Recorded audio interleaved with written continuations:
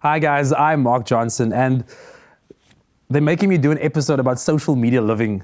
At least we've got a couple of cool guests. We've got Kyeezi from Good Hope FM, the tall wonder. We've got Jason Pascoe. He's from Vibe Radio and he's on Twitter as well. Oh, everybody's on Twitter. There's also Sam Linsell, who does sort of food photography. She's a food blogger and she's quite big on Instagram, Drizzle and Dip. Sibu Mpanza, who I interviewed the other day. We got an insert coming in through with him, which is going to be quite cool. So stay tuned. There's a whole bunch of cool things coming on the show. Right here on Nah Mean with me, Mark Johnson.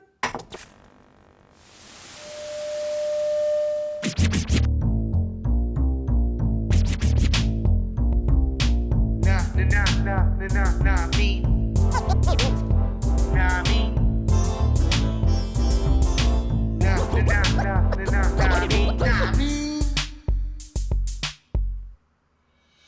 Good evening, ladies and gentlemen. I'm Mark with your news. In the latest reports and updates, unqualified individuals getting jobs. It's got to do with the social media aspect of it.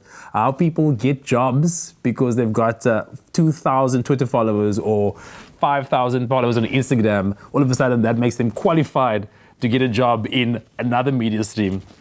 And what is this? The latest craze with people on Instagram wanting to take photos of their food. I mean, okay, fine. It's not the latest craze, but people are doing it. They're taking sometimes they take foods of their leftovers and go like, this is what I just ate. Or I'm pretty sure there are some of you who are taking Google pictures and posting them as your own. I'm not gonna judge. I'm just saying. Has the world gone mad? Has the world gone mad on social media? No, I don't think so. I think the world's been mad and social media is just giving everybody a platform to express their individual lunacy. Don't get me wrong, I do it as well. I post pictures of my cat, of my dog, of my cat and my dog, of my hot dog, of just about anything I can post of, just so that I can feel the likes and love of people, just so I can get the retweets. We haven't gone mad, we are mad, we've been mad. This has become far too emotional for me. Social media, has that kind of affected us? Has that kind of affected all of us? Thanks, I'm Mark Johnson with your evening news. Just leave it, just cut. I can't anymore. Just leave it there, please. Vlogger. I was like, what is a vlog? And then I realized it's a video blog. Which is easy enough. Are you just one of those people jumping on the bandwagon? People just think it's like a dump of random videos, but then I saw that people were curating videos and sitting down and planning videos to put on YouTube, and I enjoyed watching people, so I was like, why not? People think it's more difficult than it is, but writing down the script for me is the easiest part. I just wouldn't be able to just say it. It's actually more for when I'm making the video rather than putting my thoughts on paper. It's been, what's it, 2.5 A year and a half. A year and a half only. And you've gone from obviously zero, not really hero just yet, but like, what's it, like 10,000? 1,000 followers? 1,300, yes. Subscribers, 1,000, and then like 75,000 views. Yeah, just hit 75,000. I think for somebody who's been doing it for a year and a half, it is quite a bit, especially in South Africa where YouTube culture is not that big yet. Yeah. Likes, dislikes, do you get a lot of dislikes? I never used to get dislikes until I started doing social commentary, and then they just started flooding through. At the rugby, when there was that whole brawl, okay. I put a video out the next day and it got 10,000 views in a week with over 200 comments. Like 150 of those were hate comments. Death threats even. I want to have segments where maybe I'll do one of those out of the town, behind the scenes sort of things on a Monday, and then I'll put the social commentary on a Wednesday and maybe something else on a Friday. Do you ever leverage your fame for stuff? Do I ever? I don't think I'm like that. First of all, let's pretend that you're famous. Yeah, of course. Let's pretend that I'm famous. It helps because I do have famous friends, and through that, by association, I feel like South African YouTube is at a point now where it's just before the wave breaks, before everybody realizes this is a thing. But now, how do you make money? Basically, if you monetize your videos, they start putting ads on your videos. That's not where YouTubers are getting most of their money. They're getting it from brand deals. What? Joanne. How does Joanne smell? Joanne Strauss smells lovely. She smells like she speaks, very, very beautifully. Miss South Africa. Joanne Strauss and Gareth Pond are my mentors. Gareth Pond is a big Instagrammer. I just want to take my note. There's a very important notice. Here we This is go. urgent news breaking. Is this something that you think a kid can study? Like you can go to university to do this, or go to school to do this? You can. It depends what kind of YouTubing you want to do, but I don't think, not necessarily it's something Because it's a that different kind of journalism. It's a It different is. kind of content production, which you can go to school to do. Exactly. You can go to school to learn to produce content, how to put it together. Otherwise, how my to cut. first video would have been great if I'd gone to school and learned how to do film I'm and not media. sure if that's you know? against you much. But that's the thing, you have to pay to then go onto YouTube, which is not that great. You have to but pay. no, I'm saying you would be paying to go to school for you to then go onto a Onto free a free website website, and then yeah. upload videos and then maybe not even make it because Yeah. you're really bad at it.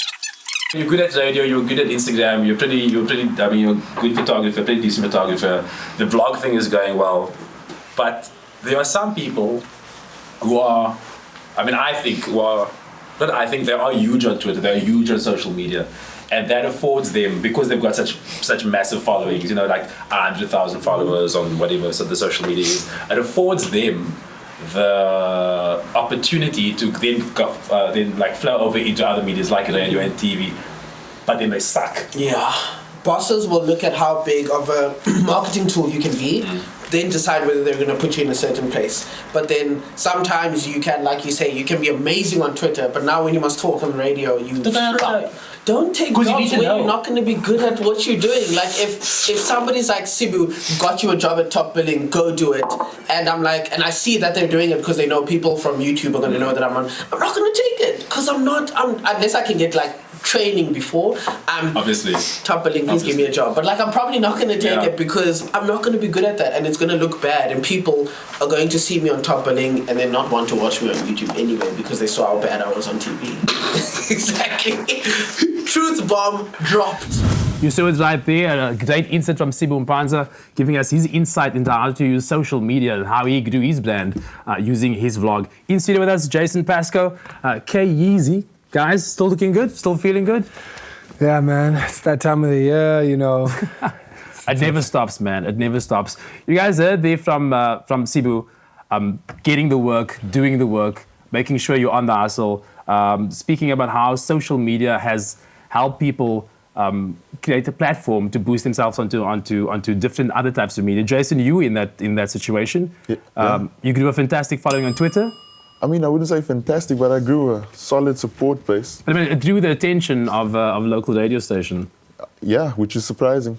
And tell me, was it the transition from that format of social media onto radio, a different medium? Was it tricky? Because I can imagine it could be. I mean, essentially, it's the same thing. Tweeting to an invisible audience. Radio, you're just speaking to an invisible audience. So, I mean, personally, for me, the transition wasn't that hard. Okay, Kyeezi, you came from, I mean, you left your job, you put it all out there, put it all on the line. Yeah. You started out with traditional media, out in the radio, at the local radio station as well, at UCT Radio, and you then used that traditional media and integrated social media. How was that move, maybe from traditional to the new media? Look, man, I look at social media as storytelling the whole time. If I had a choice in my life, I'd actually be a rapper. That's the first career. Spit some bars. I can't. That's why I'm not a rapper. But rappers tell stories about their journey through their music. And since I'm not a rapper, social media has basically been like my script, and I can just share the story. Sometimes you do get a bit idiotic, you get to have fun with it, but that's what it was for me. It wasn't really like a planned thing. Like I just happened to be on radio and I was like, guys, I'm doing this thing that's pretty cool. Check it out, you know? And then the minute I started to get engagement online, even if it's from 1 or 2 people, then I figured, wait a minute, these people are actually intrigued and they're keeping in touch with me via these social media platforms. So that's when it started. Like Jason said, I mean, it's all storytelling. It's a way of broadcasting yourself. Yeah. But I mean, people I think are also quite interested in the narrative. And is it that easy to create a narrative on, say, social media? I mean, he's posting a picture every day, really a narrative. Look, dude, like, I come from a different school of thought with social media information, in the sense of there's strategies now, you know, and you get these strategic people who are very like, I'm going to post this at this time, I'm going to say this. But for me, it just spoils the whole point of a journey. A journey it's very natural, it's very authentic, if I feel like doing this right now, I'm doing it right now, you know. And companies have started to basically like own this online space and say, this is how it's supposed to work out if you're a brand to define yourself. Whereas I think Jason and I got on social media when it was just like, oh, what's Twitter? Exactly. Do you get what I mean? I feel like I agree with exactly what Kyeezi saying, that it can't be too scripted, because I mean your followers are interested in the spontaneity of your life. Yeah. So if you're gonna post scripted pictures and scripted tweets, people are gonna be like, that's boring. I can find that anywhere. Yeah. But I mean, people become involved in the story. It's basically reality TV almost. But it does become tricky though. I mean, in the beginning, it might all be accidental, and you go like, I'm just doing it to the flow, But if you look back, there may be some sort of rhythm that you've accumulated by yourself. You know what I mean? Possibly. Like you're a morning person, or you're an evening person, or your show is on at 7 o'clock, so that's when you're most busy, kind of thing. That's why I said it's almost like a TV show. You know what time it's coming on. Yeah. You know when to watch and when not to watch. So your audience basically know you. And after that, that's when it becomes tricky. Once you gain an audience, because then you need to start watching what you say. When brands and companies start following you. Yeah, but now, if you want to keep it natural, but now you want to, you start adjudicating yourself or censoring yourself. Look, I mean, it's like your social media. It's like you're the president of your own social media, but the president has no control over who sees that information and who is engaging. So at any point in time, you may not follow me, but you may see what I'm doing. So I think as you grow your following, and depending on what direction you want to take as an individual or as a brand, as some people will say, you start to put specific restrictions on your social media. Like I have a simple restriction that's I'm very open about it. I keep my personal life very personal, purely because I've come to understand that when it's out to the world, it will have a positive and a negative effect. Haters gonna hate. You know? No, but I mean, Kyeezi is talking. Absolutely. That's the truth. Because once something's out there, there's no, even if you delete it, somebody screenshot it. We've seen social media ruin careers. Yeah. That's what I'm saying. And the problem is, especially with Twitter, it doesn't have a tone. Yeah. So once you put out a tweet and somebody reads it and like, wait, this is offensive to me. Yeah. There's no taking it back. There's no taking and it you back. have to deal with whatever the consequences. So, okay, in terms of career and strategy, obviously yours is a bit more obvious because you've used social media as a strategy part of your career. Yeah, I guess I can say it's strategy, but I didn't have a marketing budget. I didn't have money to go out and print posters. But what I did have was an iPad, and I used this user-friendly app online to create posters for my radio show, you know? And those posters started to be the thing that would engage with people and to say, look, tune into my show. So I didn't have the funds to be out there and do traditional marketing. If I honestly, and I remember walking down Rondebosch with a friend of mine, we said, dude, if we had the money, we'd put a bread and butter poster at every single bus stop from Claremont all the way to the end of Observatory to promote the show. So many trees would have died. No, man. There's always branding, there's always like advertising, but I'd say if I had the money, that's what we do, just to draw, because we're aware that the foot traffic in terms Public of space. We go into the public space. But social media online is the public space now. Exactly. Have you changed? Have you done anything like that to boost yourself? I feel because I went the opposite direction of Kyeezi, I went from social media to radio, not radio to social media. My audience, I already had an audience online. And because the radio station is online, I basically just had kind to of just market. integrated it. They meshed together. And I mean, like, traditional marketing is dying out. Everything's online. Yeah. I mean, for you to go out and spend money on printing posters and whatever, it seems like a waste nowadays when you can basically do something on your iPad, post it online, Instagram, Twitter, Facebook, and there you go. I always wonder, because I'm a traditional, I like traditional methods. Purely because traditional methods, in my opinion, they push you towards a consumer at face value, you know? So if you deal with me on a one-on-one, the likelihood is you'll probably be invested in whatever I'm trying to talk to you about. You know? On that point, being invested and making sure that you're moving forward, having people choose to come to you and not forcing them to come to you. Yeah. Kyeezi, Jason, thank you very much. Another great job here on Now Mean. I didn't expect that. Shame, are you freezing? I am. Hold on. What? Let me just take a picture first. Why? So everybody can know. How pretty it looks. It does look really pretty, actually. In studio with us now, still Jason Pascoe and Kyeezi, and joining us, Sam Linsell. Welcome, Sam. How are you? I'm very well. How are you doing? Very good, thank you. A very recognized Instagrammer at Drizzle and Dip, but also formerly a publisher of cookbooks and recipe books, a food stylist, and a photographer in your own right as well, growing seems like a wonderful empire. Well, digitally anyway at this stage mainly. Well, what's more important these days than growing a digital empire? It's the forefront of it. Yeah? Yeah, digital is important. Because if you're not, the thing is you can exist anywhere, but if you don't exist digitally, then nobody's really going to take note of you. If you want to be really big, you have to have either a website or a blog, or you have to have social media presence, online presence. I think in the food side of things, I think if you want to make it really big as a food celebrity type of person, you'd probably need your own cooking show to really make it. But then you definitely need to have all the other digital elements to support what you're doing. So there is still an aspect where traditional media kind of reigns supreme? I'd say in South Africa. Yes, I think so. Let's be honest, the masses are not digitally active yet. You know, so you get your urban scene, they're online, they're well informed, but I'm talking about the masses and traditional media. Very much so. Television is what gets into your home if you're in the middle of Kyeezi or if you're in the middle of Mitchell's Plain. You know, you're not necessarily on Twitter, but Facebook, from what I've picked up, has actually started to really get some really great traction.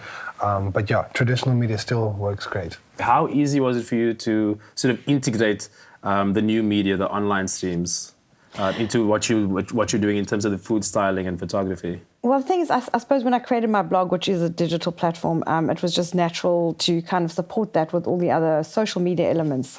It's kind of having a reason for being on the internet. I think if you're doing a lot of social media, you need to have sort of an anchoring reason why you're there and what you're talking about. Obviously, on my different platforms, I talk about different things. So Twitter will tend to be a little bit more personal and around myself, whereas Instagram is focused very strongly around my food photography because people really only want to see my food there. Every time I post a sunset, I'll get numerous unfollowers. So I stick to food on Instagram.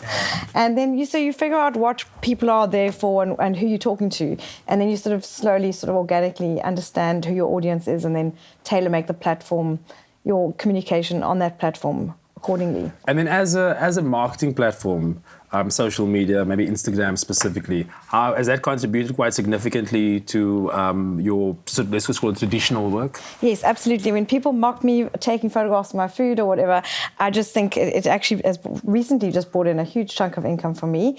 I posted a short little video of a recipe that I did on my Instagram account. It was seen by an Australian company, and I ended up getting quite a big contract with them. So that just related into direct work. If I were to go into your guys' Instagram account now, how many food pictures would I see? Dude, I've got the weirdest food pictures, bro. I'm very random on Instagram. I've tried to take the beautiful ones. I don't get it right. I never get it right. But like, anyone who knows me knows that I can't cook. Yeah. So when you're taking pictures of food, it's like eating out or? Not only eating out, like I remember I posted a video of lunch with the Tall Wonder, which was a horrible Boerewors roll with the roll. And then I had some sweet chili sauce, and the main ingredient was the blue Doritos. The blue Doritos. And that was my lunch, you know? So I think I just like to be honest and just natural. So if I am like at these fancy dinners, no one's going to be surprised when I say, I don't know what this is, so someone explain it to me. Maybe Sam can chat to you afterwards and explain to you how to place the Boerewors roll, how to garnish the plate. There's a whole thing about and that. Get in there. Then, I mean, we were talking to Kyeezi earlier and to Jason about essentially the career transitions. Is there a possibility that you may leave all your traditional mediums and focus completely on online presence? I think there could be a possibility if I wanted to do that now, but it would only have been born out of all the other things that I've done before. So I think if you go from nothing straight into that, I think that could be a bit of a challenge. I mean, now that I've got the skills to be the photographer, I could then become a professional photographer in a digital space, really. I mean, you get a lot of Instagram photographers.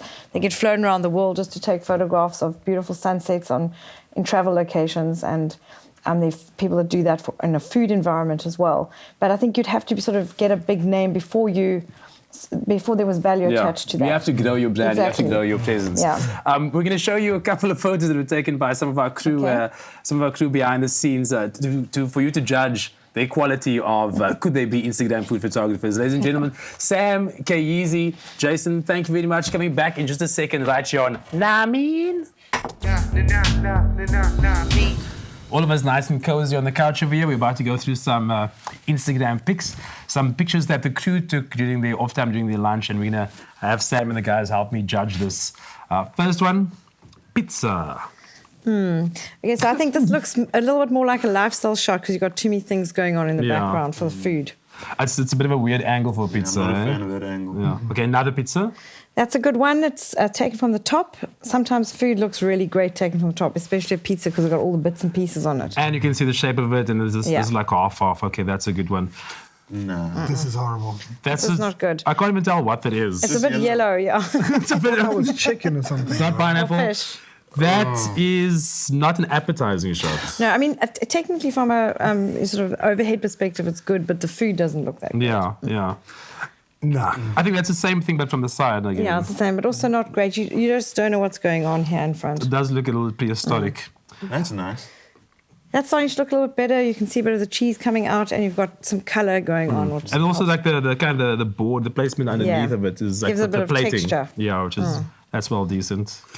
Marketing 101. Yeah, when I see something like this, you're selling, you're letting me know, and you're Yeah. letting the brand know. The manager of the store probably came like, listen here, if you post a picture of us and you like us and Yeah. then you check in, you'll get the coffee for free. And I hope you're going to get an EFT for Is that. that a croissant? Yeah. And it looks like Yeah, a and a croissant over there. position. Sam, Kyeezi, Jason, guys, thank you very much for coming to hang out on the couch and on the show.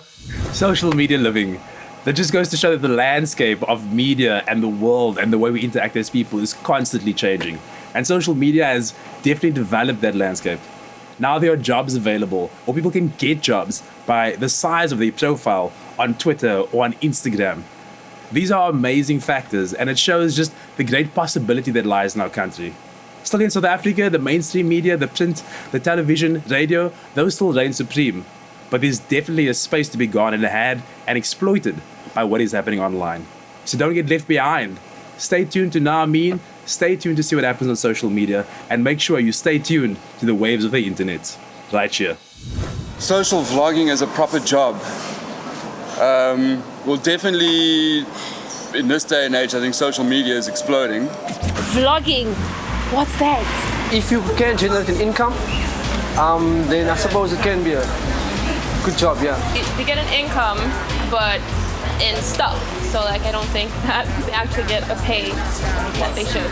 I don't know if it's a proper job, but if you do it right.